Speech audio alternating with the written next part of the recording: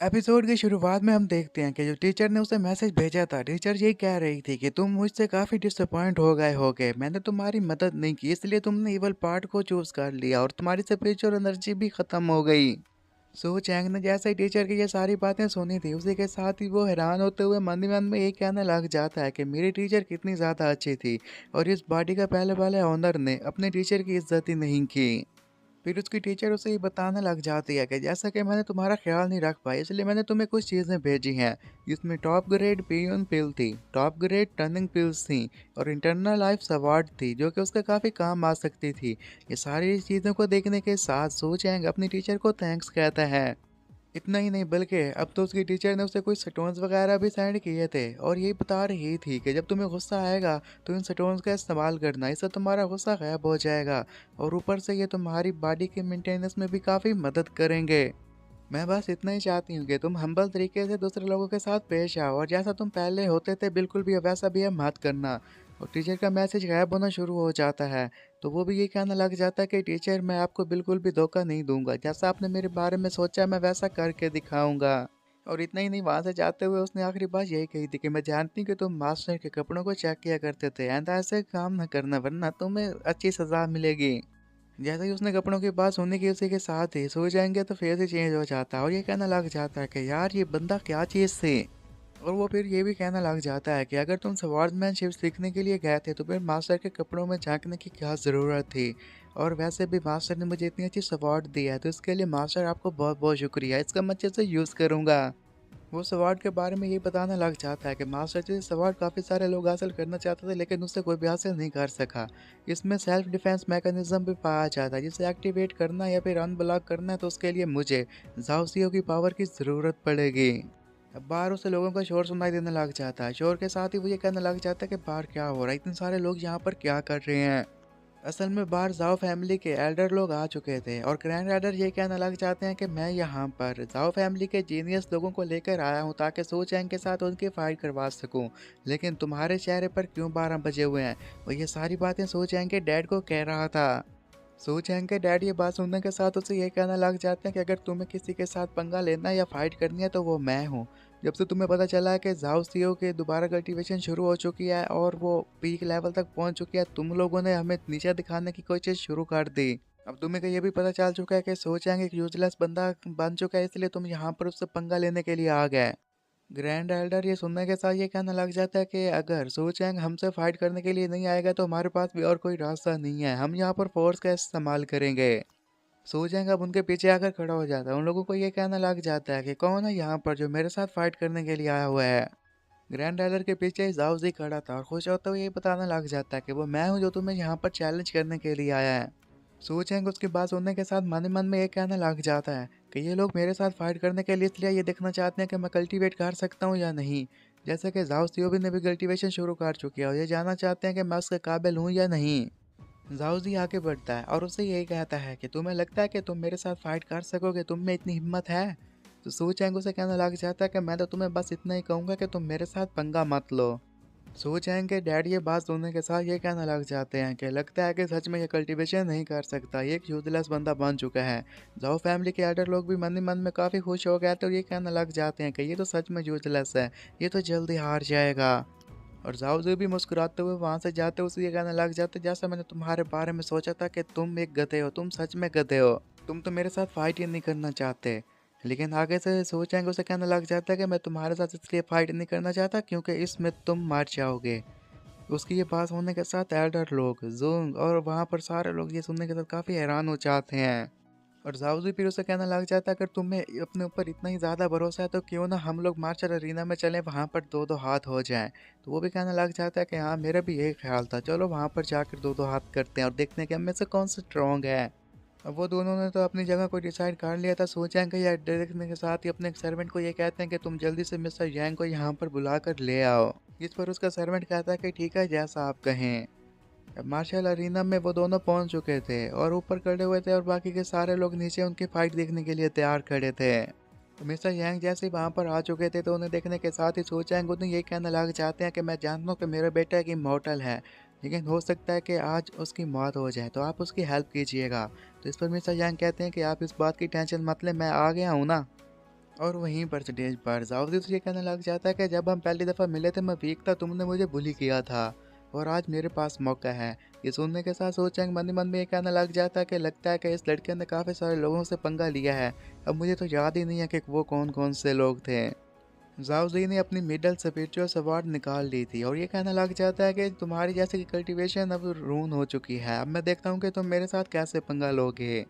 सू Chang के dad और बाकी लोगों को जब ये बात मालूम होती है, इसी के साथ ही वो लोग काफ़ी हैरान हो जाते हैं और ये कहने लग जाते हैं हमें तो यकीन नहीं आ रहा कि जाओ के लोगों के पास एक मिड रेंज की स्पिरिचुअल स्वॉर्ड है। अब हमारे बेटे को कौन बचाएगा। जाओ जी फिर कहने लग जाता है कि कज़न सू चैंग, मैं चाहता हूँ कि तुम मेरे साथ पंगा मत लो, ये मैंने जो स्वॉर्ड है तुम इसका मुकाबला नहीं कर पाओगे।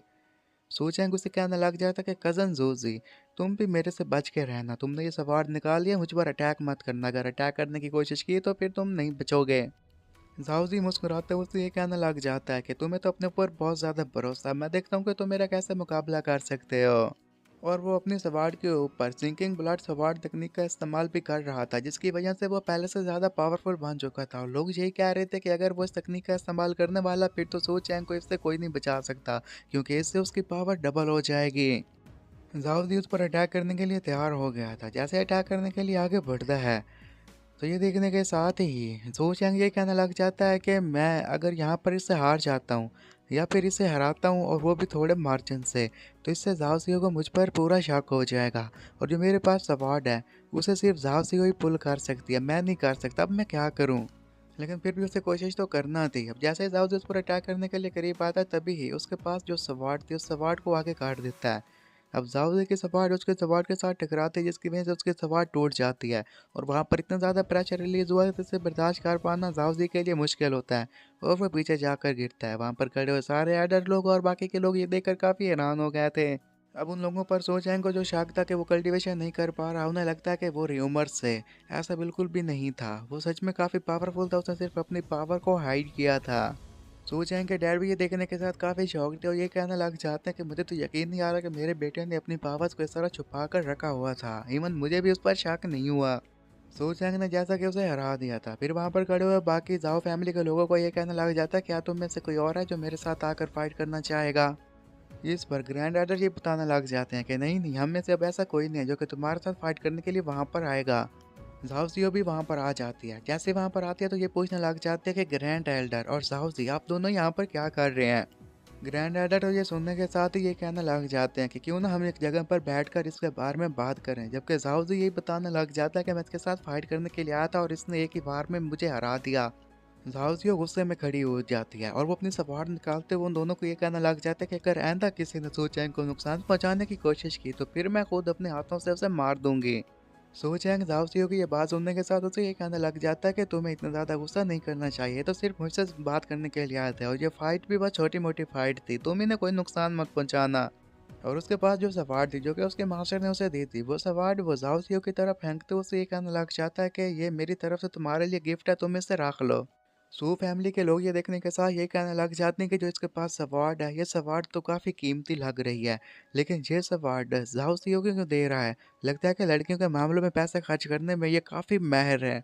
जबकि झाओ सीओ जैसे ही उस सवार्ड को पकड़ती है उसी के साथ ही मन मन में ये कहने लग जाते हैं कि सवार्ड को देखने के साथ मुझे ऐसा लग रहा है कि ये मेरी बॉडी का ही हिस्सा है, ये मुझे काफ़ी फिट लग रही है।